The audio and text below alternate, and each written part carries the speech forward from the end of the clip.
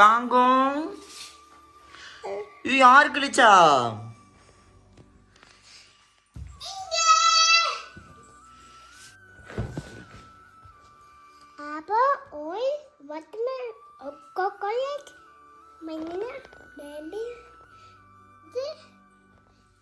Beach மேக எப்படி சிரிப்பா? மேக எப்படி அழுவா?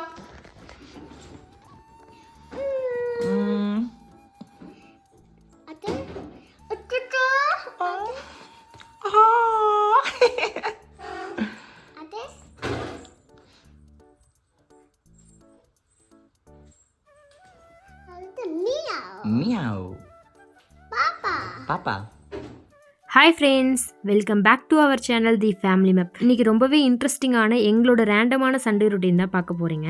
இன்றைக்கி இந்த விளாகோட பிகினிங்கில் மேகா குட்டி என்னெல்லாம் பண்ணுறாங்கன்னு சொல்லி பார்த்துருப்பீங்க. ஒரு புக் ஒன்று அவங்களுக்கு ரீசெண்டாக வாங்கி கொடுத்துருந்தோம். அதில் இருக்கிறத நாங்கள் சொல்லி கொடுத்ததை வச்சு மேகா குட்டி அவங்களே ஒவ்வொன்றா சொல்லிட்டு இருந்தாங்க. சண்டே மார்னிங்கே ஹஸ்பண்ட் கடைக்கு போயிட்டு கொஞ்சம் இந்த வீக்குக்கு தேவையான வெஜிடபிள்ஸ், ஃப்ரூட்ஸ் எல்லாமே வாங்கிட்டு வந்திருந்தாங்க. அதெல்லாம் எடுத்து கரெக்டாக அதோட பாக்ஸில் போட்டு ஃப்ரிட்ஜில் வச்சாதான் எனக்கு ஒரு திருப்தியாக இருக்குங்க.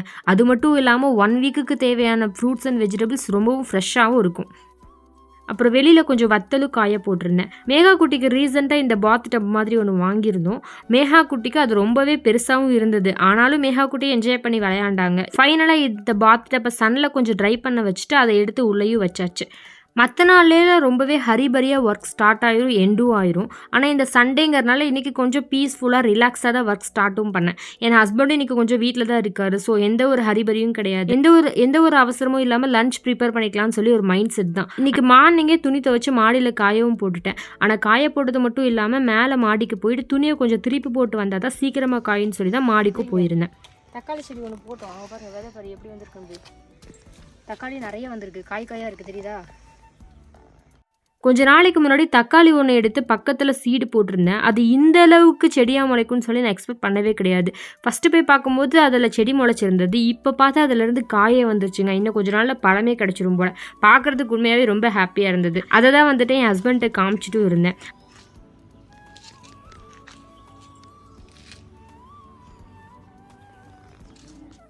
எல்லாத்துலையும் துணியை காய போட்டாச்சு. அந்த இருக்கு பாருங்க, அழகாக ஒரு சம்பருத்தி. அவர் அங்கே வந்து என்னை கிண்டல் பண்ணிட்டு இருந்தாரு. ஒரு மரம் செடி எதுவுமே விடாமல் எல்லாத்துலேயும் துணியை காய போட்டிருக்குன்னு சொல்லி. வேற என்னங்க பண்ணுறது? இப்போ இருக்க சீசனில் கொஞ்சம் தான் வெயில் அடிக்குது. அப்புறமா கொஞ்சம் நேரம் கழிச்சு பனி பொழிய ஆரம்பிச்சிருது. ஸோ கிடைக்கிற டைமில் துணியை காய போட்டாதான் இல்லையா? ஸோ ஒரு மரம் செடி கொடி எதுவுமே விடாமல் எல்லா இடத்துலையும் துணியை காய போட்டு வந்துட்டேன். வீட்டுக்கு வந்ததுமே இந்த வெஜிடபிள்ஸ் எல்லாம் ஸ்டோர் பண்ணி எடுத்து வச்சிருக்கிறதெல்லாம் கரெக்டாக எடுத்துகிட்டு போய் ஃப்ரிட்ஜில் எடுத்து வச்சாச்சு. இந்த ஃப்ரிட்ஜ் ஸ்டோரேஜ் பாக்ஸ் உண்மையாகவே எனக்கு ரொம்ப யூஸ்ஃபுல்லாக இருக்குது. நான் ரீசெண்டாக 2 பாட் பண்ணியிருந்தேன். அதில் கொத்தமல்லி, கருவேப்பிலை, புதினா வச்சுருந்தேன். அது 1 வீக் ஆனது ரொம்ப ஃப்ரெஷ்ஷாக இருக்கு. எனக்கு இது ரொம்பவே யூஸ்ஃபுல்லா இருக்குங்க. அப்புறம் இன்னைக்கு சண்டே இல்லையா, நான்வெஜ் இல்லாம எப்படி? அதனால இன்னைக்கு மார்னிங் போய் வெஜிடபிள்ஸ் வாங்கிட்டு வரும்போதே ஹஸ்பண்ட் நான்வெஜ்ஜும் எடுத்துட்டு வந்துட்டாரு. இன்னைக்கு சிக்கன் தான் எடுத்திருந்தோம். 1 kg எடுத்திருந்தோம். எங்க 2 பேத்துக்கும் 1 kgங்கிறது ரொம்ப அதிகம் தான். ஸோ அதனால அது சீக்கிரமா காலியாகிறதுக்கு நான் என்ன பண்ணுவேன்னா 4 பார்ட்டா பிரிச்சுட்டேன். எப்பவுமே வீட்டில் சிக்கன் வாங்கணும்னா கண்டிப்பா அதை வந்துட்டு ஒரு டிஷ்ஷா செய்ய மாட்டோம். இந்த மாதிரி ஸ்பிளிட் பண்ணி தான் செய்வேன். அந்த மாதிரி செய்யும் போது நம்மளுக்கு சீக்கிரமாகவும் காலியாகவும் டிஷ்ஷஸும் அதிகமாக இருக்க மாதிரி இருக்கும். நான் இன்றைக்கி ஃபஸ்ட்டு செய்ய போகிற ரெசிபி சிக்கன் 65 தான். இந்த சிக்கன் 65 எப்போவுமே எங்கள் வீட்டில் சிக்கன் எடுக்கும்போது கண்டிப்பாக இருக்கும். இந்த சிக்கனில் இருக்க ஈரல் வந்துட்டு என்னோட ஹஸ்பண்டுக்கு சிக்கன் 65ல் போட்டால் தான் பிடிக்கும். அதனாலேயே சிக்கன் 65 எப்போவுமே எங்கள் வீட்டில் இருக்குங்க. இன்றைக்கி நான் போன்லெஸ் சிக்கனை குட்டி குட்டியாக கட் பண்ணி எடுத்திருக்கேன். அதில் 1 ஸ்பூன் இஞ்சி பூண்டு paste, 1 spoon chicken 65 masala add பண்ணியிருக்கேன். இப்போ 2 ஸ்பூன் கடலை மாவு, 1 ஸ்பூன் கார்ன்ஃப்ளவர் மாவும் ஆட் பண்ணிக்கிறேன். கார்ன்ஃப்ளவர் மாவு வந்துட்டு நம்ம 1 ஸ்பூன் ஆட் பண்ணால் போதும். அதிகமாக ஆட் பண்ணணும். நம்ம பொரிச்சு எடுக்கும் போது அந்த டவாவில் ஓட்டுறதுக்கு சான்ஸ் இருக்குது. அதனால 1 ஸ்பூன் சேர்த்தா போதும். இப்போ ஃபைனலாக கலருக்காக 1 ஸ்பூன் அளவுக்கு காஷ்மீரி மிளகாத்தூள் ஆட் பண்ணி அது கூடவே கொஞ்சமாக நான் உப்பு சேர்த்துக்கிறேன். இப்போ நீங்கள் கர்ட் வேணால் கர்ட் ஆட் பண்ணிக்கலாம். நான் இன்னைக்கு கர்ட் எதுவும் ஆட் பண்ணல. கொஞ்சமாக தண்ணி சேர்த்து ஒரு திக் கன்சிஸ்டன்சிக்கு நம்ம மிக்ஸ் பண்ணி எடுத்து வச்சுக்கலாம். சிக்கனை பொறுத்தளவுக்கு நம்ம ரொம்ப நேரம் ஊற விடணுங்கிற அவசியம் இல்லை. ஜஸ்ட் ஒரு 30 மினிட்ஸ் நம்ம ஃப்ரிட்ஜில் வச்சு எடுத்தாலே போதும். அதை நல்லா மிக்ஸ் ஆகி நம்மளுக்கு கோட்டாகி சூப்பராக கிடச்சிருங்க.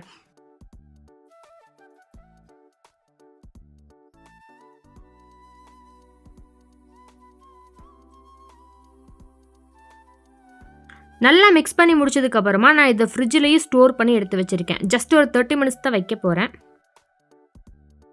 நெக்ஸ்ட் டிஷ் நான் ரெடி பண்ணி வச்சிருக்கிறது இன்னைக்கு நான் சிக்கன் பிரியாணி தான் பண்ண போகிறேன். நம்ம 4 பார்ட்டாக பிரிச்சிருந்தோம்ல, அதில் 1 சிக்கன் 65, 2வது பிரியாணிக்கு தான் நம்ம ரெடி பண்ண போகிறோம். பிரியாணிக்கு லெக் பீஸில் இந்த மாதிரி நான் கீரல் போட்டு எடுத்து வச்சிருக்கேன். அப்படி கீரல் போட்டு எடுத்து வச்சாதான் நம்ம உள்ளே வந்து மசாலா சூப்பராக இறங்கி செம ஜூஸியாக கிடைக்குங்க.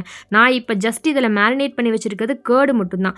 கேர்டு 1 ஸ்பூன் ஆட் பண்ணி நல்லா மிக்ஸ் பண்ணி எடுத்து வச்சுக்கலாம். கேர்டு இந்த மாதிரி நம்ம சேர்க்கும் போது நம்ம பிரியாணியில் அந்த மசாலாலாம் உள்ளே இறங்குறதுக்கு ரொம்பவே ஹெல்ப்ஃபுல்லாக இருக்கும். அது மட்டும் இல்லாமல் சிக்கன் ரொம்பவே ஜூஸியாகவும் நம்மளுக்கு கிடைக்கும். மறக்காம பிரியாணி செய்யறதுக்கு முன்னாடியே கேர்டை இந்த மாதிரி நல்லா சிக்கனில் மேரினேட் பண்ணி ஃப்ரிட்ஜில் ஒரு 1 hour வச்சு எடுத்துக்கோங்க. அப்படி மட்டும் பண்ணி பாருங்க, பிரியாணி சூப்பராக வரும். என்னதான் நம்ம வீட்டில் பிரியாணி பண்ணாலும் ஃபைனல் டச்சாக கொஞ்சம் ரச சாப்பாடு சாப்பிடாம எப்படிங்க? அதுவும் இல்லாமல் என் ஹஸ்பண்டுக்கு கண்டிப்பாக ரசம் வேணும். சைட் பை சைட் ஒயிட் ரைஸ்க்கும் நான் ரெடி பண்ணிட்டு இருந்தேன். மேகா குட்டி கொஞ்ச நேரம் விளையாண்டுட்டு இருந்தாங்க. அவங்களுக்கும் போர் அடிச்சிருச்சு போல, பசிக்கவும் ஆரம்பிச்சிருக்கும் இல்லையா? ஸோ அதனால வந்துட்டு அவங்களுக்கு நான் இன்னைக்கு ஆரஞ்சு ஜூஸ் தான் போட்டு தரப்பேன். ரீசெண்டாக மேகா குட்டிக்கு வந்துட்டு இந்த மாதிரி ஜூஸ் எல்லாம் ரொம்பவே பிடிக்க ஆரம்பிச்சிருது. லிக்விட் ஃபுட்டு நம்ம கொடுத்தோம்னா அது ஜூஸ் தான் வந்துட்டு ரொம்பவே லைக் பண்ணி சாப்பிட்றாங்க. எனக்கு ஆரஞ்சு ஜூஸ் பொதுவாக அதில் இருக்க அந்த சீடெல்லாம் எடுத்துட்டு மிக்சியில் நல்லா கிரைண்ட் பண்ணி மில்கோடு ஆட் பண்ணி சாப்பிட்றது ரொம்ப பிடிக்கும். ஆனால் மேகா குட்டிக்கு இந்த மாதிரி பல்பியாக இருக்க ஆரஞ்சு ஜூஸ் தான் பிடிச்சிருக்கு. அவங்களுக்கு பிடிச்ச மாதிரியே பல்பியாகவே ரெடி பண்ணி கொடுத்துட்டேன். அதுவும் இல்லாமல் நம்ம மில்க் சேர்த்து அரைக்கும் போது அதில் நம்ம சுகர் ஆட் பண்ணி பண்ணுவோம். இந்த மாதிரி கொடுக்கும்போது குழந்தைங்களுக்கு சுகரை ஆட் பண்ண தேவையில்லை. இதில் லைட்டாக மட்டும் தண்ணி கலந்து கொடுத்தா போதும்.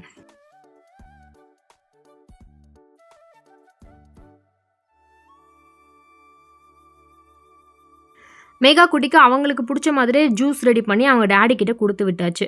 அவங்களும் அதை வாங்கி சூப்பராக குடிச்சிட்டாங்க.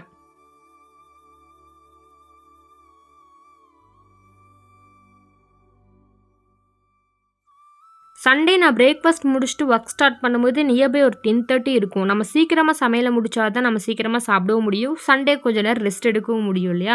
ஸோ அதனால் வந்துட்டு இன்றைக்கி மேகா ஃபுல் அண்ட் ஃபுல் அவங்க டேடியோட கண்ட்ரோல் தான். நான் 1 by 1 என்னோட டிஷ்ஷுக்கு தேவையான வெங்காயம், தக்காளி இதெல்லாம் வந்துட்டு ரெடி பண்ணிகிட்டு இருந்தேன். நான் சிக்கனை 4 பார்ட்டாக பிரிச்சிருந்தேன்ல, அதில் 2 டிஷ்ஷை நீங்கள் பார்த்துட்டீங்க. ஒன்று வந்துட்டு சிக்கன் 65யும் இன்னொன்று வந்துட்டு சிக்கன் பிரியாணியும். அதில் இன்னி 2 இருக்கு இல்லையா? ஸோ அந்த 2ல் வந்துட்டு ஒன்று வந்து சிக்கன் சூப்பு, ஃபைனலாக வந்துட்டு சிக்கன் கிரேவி. சிக்கன் கிரேவி எதுக்குன்னா நைட்டு நம்ம செப்பரேட்டாக எதுவும் பண்ண வேணாம் இல்லையா? ஸோ அந்த சிக்கன் கிரேவியை வச்சுட்டு சப்பாத்தி வேணா சப்பாத்தி, தோசை வேணா தோசை, எது வேணா வச்சு சாப்பிட்டுக்கலாம்னு சொல்லி பிளான் பண்ணியிருந்தோம். இன்றைக்கி மார்னிங்கே எல்லா ஒர்க்கும் முடிச்சிட்டோன்னா ஆஃப்டர்நூன் நைட்டும் நம்ம கொஞ்சம் ஃப்ரீயாக இருக்கலாம். அப்புறம் இன்னொன்று உங்ககிட்ட சொல்ல மாட்டேன். ரீசன்ட் டைமில் மேகாக்கு இந்த நான் பொட்டுக்கல்லை எடுத்து கொடுத்து விளையாட ஆரம்பித்தேன். இந்த பொட்டுக்கல்லை எடுத்து கொடுத்து விளையாட ஆரம்பித்ததுனால என்னவோ அவங்க எப்போ வந்துட்டு என்னோடய கிச்சனுக்கு வந்தாலுமே கேட்குற ஃபஸ்ட்டு விஷயம் அம்மா பொட்டுன்னு தான் கேட்பாங்க. அது பார்க்கும்போது ரொம்ப க்யூட்டாக இருக்குங்க.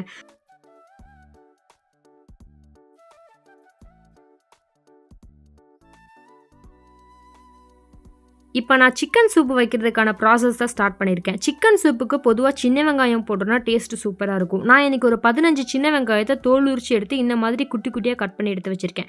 அது கூடவே 1 தக்காளி ஆட் பண்ணியிருக்கேன்.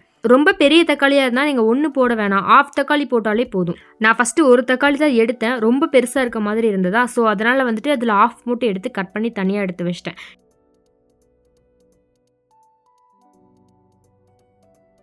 இந்த சூப்பை நம்ம கார்ன்ஃப்ளவரில் ஆட் பண்ணி பண்ண போகிறது கிடையாது. நார்மலாக நம்ம சிக்கன் சூப் தான் ரெடி பண்ண போகிறோம். இந்த சூப்பை நீங்கள் தாராளமாக குழந்தைங்களுக்கு கொடுக்கலாம். சிக்கன் கொடுக்கலாமான்னு சொல்லிட்டு நிறைய பேத்துக்கு டவுட் இருக்கும். ஆனால் சிக்கனும் கண்டிப்பாக கொடுக்கும். ரொம்ப ரேராக வந்துட்டு 1 month once இந்த மாதிரி கொடுக்கலாம் குழந்தைங்களுக்கு கண்டிப்பாக. நான் மேகாவுக்கு ஃபஸ்ட்டு சிக்கன் இன்ட்ரடியூஸ் பண்ணும்போது இந்த சூப்பை மட்டும்தான் வந்துட்டு நான் ரைஸில் மிக்ஸ் பண்ணி கொடுத்தேன். சிக்கனெல்லாம் ஃபஸ்ட் நான் எதுவும் கொடுக்கல. அதுக்கப்புறமா தான் கொஞ்சம் கொஞ்சமாக சிக்கனை வந்துட்டு அவங்களுக்கு கொடுக்க ஆரம்பித்தேன். சிக்கன்லேயும் ப்ரோட்டீன் இருக்குது, அதுவும் நம்ம குழந்தைங்களுக்கு கொடுத்து தான் ஆகணும். நிறைய கொடுக்க தேவையில்லை, ரேராக கொடுத்தா போதும். இப்போ சூப்புக்கு நான் ஃபஸ்ட்டு குக்கர் நல்லா ஹீட் பண்ணிட்டு கொஞ்சமாக நல்லெண்ணெய் ஆட் பண்ணிக்கிறேன். அது கூடவே நான் கட் பண்ணி எடுத்து வச்சிருக்க சின்ன வெங்காயம், கொஞ்சம் உப்பு சேர்த்து நல்லா நம்ம இதை வதக்கி விட்டுக்கலாம். இது கூடவே 1 ஸ்பூன் அளவுக்கு நான் இஞ்சி பூண்டு பேஸ்ட் ஆட் பண்ணி நல்லா வதக்கி விட்டுக்கிறேன். அதுக்கப்புறமா நான் கட் பண்ணி எடுத்து வச்சிருக்க ஒரு 1/2 தக்காளியை உள்ளே ஆட் பண்ணி நல்லா மிக்ஸ் பண்ணி விட்டுக்கலாம். இதில் தக்காளி இந்த வெங்காயம் நல்லா வந்து வதங்கி ஒரு ஜூஸி டெக்ஸ்சருக்கு வரணும். அதுக்கப்புறமா தான் நான் ரெடி பண்ணி எடுத்து வச்சிருக்க சிக்கனை குட்டி குட்டி பீசஸாக கட் பண்ணி உள்ளே நான் ஆட் பண்ணிக்கிறேன். இதில் வந்துட்டு நான் போன்லெஸ்ஸாக தான் எடுத்து உள்ளே ஆட் பண்ணியிருக்கேன்.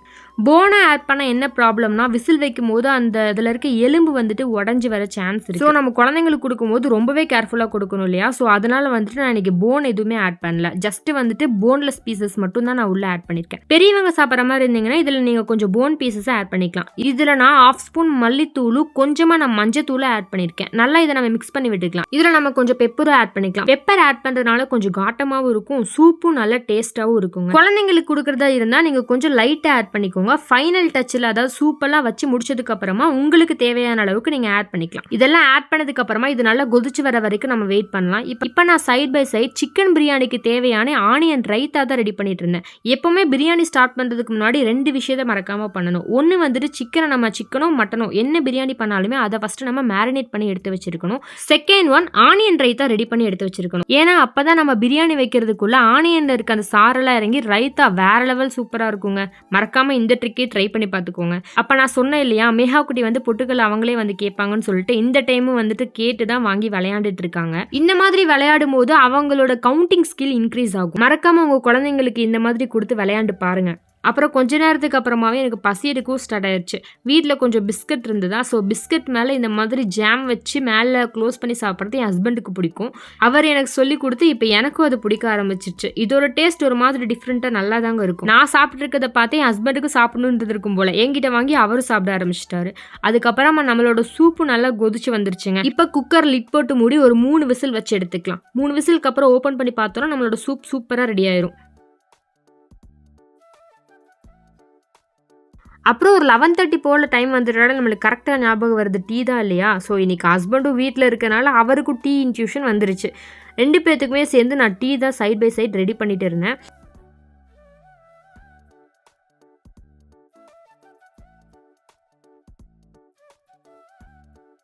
நம்மளோட ஒயிட் ரைஸும் சூப்பராக ரெடி ஆயிடுச்சுங்க. சாப்பாடே எடுத்து வடிச்சு விட்டு நான் தனியாகவும் எடுத்து நம்மளோட ஹாட் பாக்ஸில் எடுத்து வச்சாச்சு. ஒரு 11:30 கிட்டே வந்துட்டு ஒயிட் ரைஸ், ரசம் இதெல்லாம் ரெடி பண்ணியாச்சு. ஆனால் இன்னி வந்துட்டு நான் பிரியாணிக்கான ஒர்க்கை தான் ஸ்டார்ட் பண்ணல, கிரேவியும் வைக்க ஆரம்பிக்கல. டீ குடிச்சிட்டு வரதுக்குள்ள நம்மளோட சூப்பு சூப்பராக ரெடி ஆயிடுச்சுங்க. மேகா குட்டிக்கு அந்த ஸ்மெல்லே தெரியும் போல் இது சூப்புன்னு சொல்லிட்டு அவங்களும் வந்துட்டு அம்மா சூப்புன்னு சொல்லி கேட்டே இருந்தாங்களா. ஸோ மேகா குட்டிக்கு தான் ஃபஸ்ட்டு கொடுக்கலான்னு சொல்லிட்டு மேகா குட்டிக்கு தனியாக நான் கொஞ்சம் எடுத்து வச்சுட்டு இருந்தேன். அப்புறம் அவருக்கும் நான் கொஞ்சம் எடுத்து கொடுத்துட்டேன். அவருக்கு கொஞ்சம் பீசஸ் எல்லாம் போட்டு மேகா குட்டிக்கு அதில் இருக்க சூப்பு மட்டும் தான் எடுத்து கொடுத்தேன். இது வந்துட்டு சூப்புன்னு சொல்லலாம், நீங்கள் சிக்கன் ரசமும் கூட சொல்லலாம். மேகா குட்டிக்கு சூப் ரொம்பவே பிடிச்சிருந்துச்சு. அதை சாப்பிட்டு பார்த்துட்டு அவங்க சொன்ன ஃபீட்பேக்கை நீங்களே கொஞ்சம் பாருங்களேன்.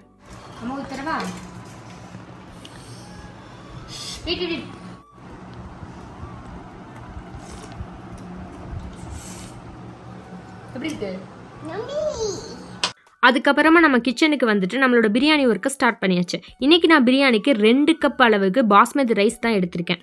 பாஸ்மதி ரைஸை நல்லா வாஷ் பண்ணி எடுத்துட்டு மேக்ஸிமம் 25 நிமிஷத்துலேருந்து 30 நிமிஷம் வரைக்கும் நம்ம நல்லா ஊற வச்சு எடுத்துக்கலாம்.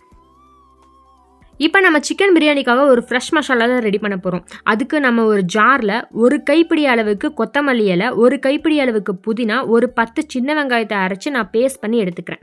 இப்போ பிரியாணிக்கு தேவையான பெரிய வெங்காயம், 2 பச்சை மிளகா, 2 தக்காளியும் கட் பண்ணி நான் எடுத்து வச்சுருக்கேன். இப்போ நம்மளோட யம்மி பிரியாணி செய்ய ஸ்டார்ட் பண்ணலாமா? அதுக்கு ஒரு குக்கரில் 1 ஸ்பூன் அளவுக்கு கீ, 1 ஸ்பூன் அளவுக்கு ஆயிலும் நம்ம சேர்த்துக்கலாம். நெய் நல்லா உருகி நல்லா ஹீட் ஆனதுக்கு அப்புறமா இதில் ஒரு பிரிஞ்சி இலை, 1 நட்சத்திர சோம்பு, 2 பட்டை, 1 கிராம்பு, 1 ஏலக்காய், கொஞ்சமாக நம்ம இதில் சோம்பு ஆட் பண்ணிக்கலாம். இந்த மாதிரி ஹோல் ஸ்பைசஸ் எல்லாமே ஆட் பண்ணதுக்கு அப்புறமா இது நல்லா பொரிஞ்சு வரட்டும். அதுக்கப்புறமா வந்துட்டு நம்ம ரெடி பண்ணி எடுத்து வச்சிருக்க ஆனியனை உள்ளே ஆட் பண்ணிக்கலாம். வெங்காயம் நல்லா வதங்கி வரதுக்காக நான் கொஞ்சமாக இதில் உப்பு ஆட் பண்ணி நல்லா இதை வதக்கி விட்டுக்கிறேன். வெங்காயம் நல்லா வதங்கி பொன்னிறமாக வரணுங்க, அந்த அளவுக்கு இதை நம்ம நல்லா வதக்கி விட்டுக்கலாம். பிரியாணிக்கு தேவையானதே ஒவ்வொரு ஐட்டத்தையுமே நம்ம வதக்கி பண்ணுறதுல தான் இருக்குது. பிரியாணி பண்ணுறதுக்கு மெயினாக ரொம்பவே பொறுமை வேணுங்க. ஏன்னா நம்ம ஒவ்வொன்றும் வதக்கி பண்ணணும் இல்லையா? ஸோ அதனால தான் சொல்கிறேன். இப்போ இது கூடவே வந்துட்டு 2 பச்சை மிளகாயை நான் உள்ளே ஆட் பண்ணிக்கிறேன். பச்சை மிளகா மெயினாக முழுசாக ஆட் பண்ணிக்கோங்க. இதில் கீரல் போட தேவையில்லை. கீரல் போட்டோன்னா ஸ்பைஸ் அதிகமாயிரும். இப்போ இது கூடவே 1.5 ஸ்பூன் அளவுக்கு இஞ்சி பூண்டு பேஸ்ட்டை ஆட் பண்ணிக்கலாம். இஞ்சி பூண்டு பேஸ்ட்டில் இருக்க ராஸ்மல் போனதுக்கு அப்புறமா நம்ம கட் பண்ணி எடுத்து வச்சிருக்க 2 தக்காளியை உள்ளே ஆட் பண்ணிக்கலாம். தக்காளி நல்லா வதங்கி இது ஒரு மாதிரி ஜூசி ஸ்ட்ரக்சருக்கு வந்ததுக்கு அப்புறமா தான் நம்ம மசாலா பொருட்கள் ஒவ்வொன்றா ஆட் பண்ணணும்.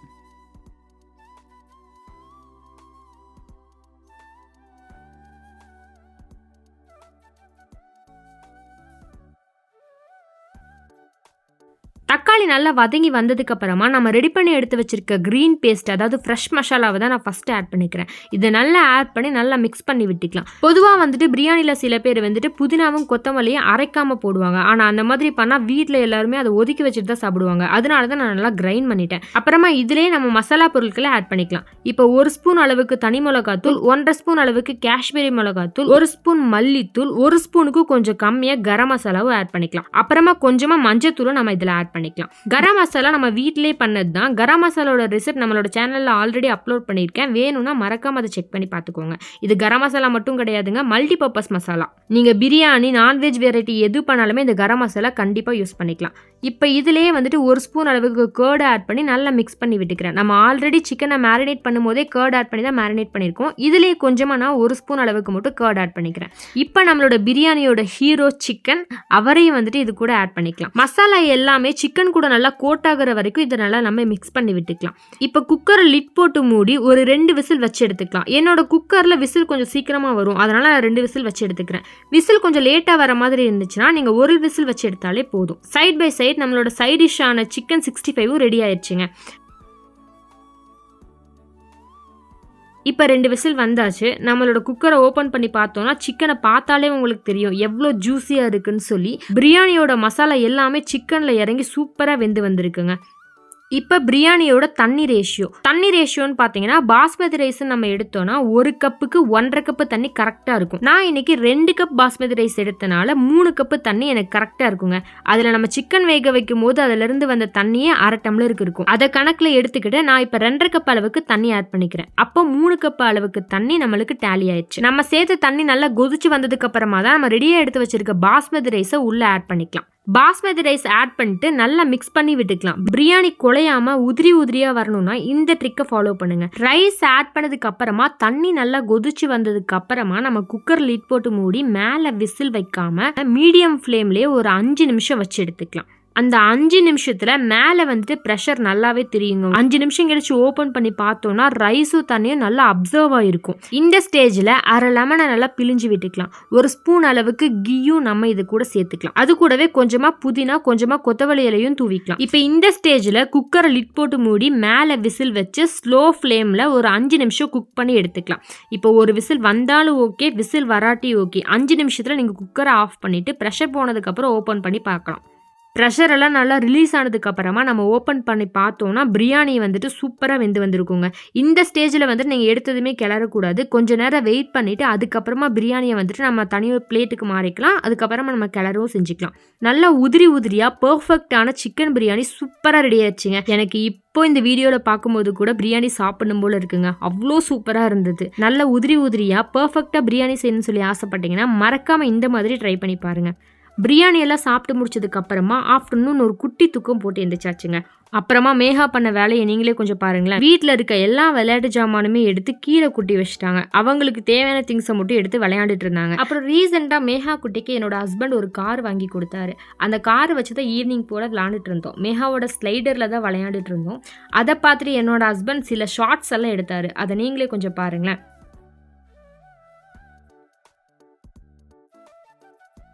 அப்புறமா நான் ரொம்ப நாளாக பண்ணணும்னு நினச்சிட்டு இருந்த ஒரு கிராஃப்ட் ஒர்க்கை தான் பண்ண போயிருந்தேன். இதை பண்ண நான் ஸ்டார்ட் பண்ணும்போதே நியர்பை ஒரு 6:30 இருக்குங்க. இது ஆக்சுவலி பேப்பர் கப்பல் தான். கொஞ்சம் டிஃப்ரெண்ட்டான வேலை ட்ரை பண்ணலான்னு சொல்லி ட்ரை பண்ணிட்டு இருந்தேன். இதை ஃபஸ்ட்டு வந்துட்டு நான் என்ன ப்ரிப்பரேஷன் பண்ணியிருந்தேன்னா, இந்த மாதிரி 1 சென்டிமீட்டர் அளவுக்கு வந்துட்டு நான் கட் பண்ணி எடுத்துக்கிட்டேன் ஒரு 7 பீசஸ்.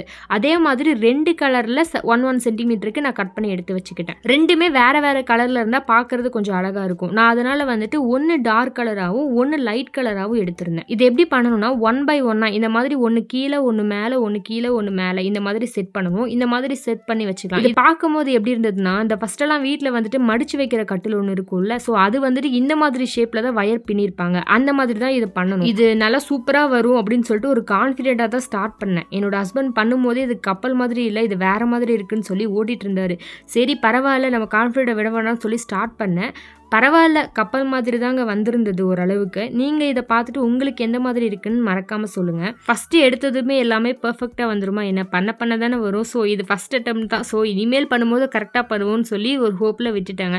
ஆனால் ஃபைனல் அவுட்லுக் பார்க்குறதுக்கு கொஞ்சம் கப்பல் மாதிரி தான் எனக்கு ஃபீல் ஆச்சு. எப்படியோ, ஆனால் மேகா குட்டிக்கு இது ரொம்பவே பிடிச்சிருந்துச்சுங்க. அவங்க நல்லா ஜாலியாக தான் விளையாண்டுட்டு இருந்தாங்க. உள்ளே வந்துட்டு அவங்களோட பாப்பா உட்கார வச்சு சும்மா இந்த பக்கமும் அந்த பக்கமும் இழுத்து விளையாண்டுட்டு இருந்தாங்க. ஃபைனலாக இந்த விளாகோட எண்டுக்கு வந்துட்டோங்க.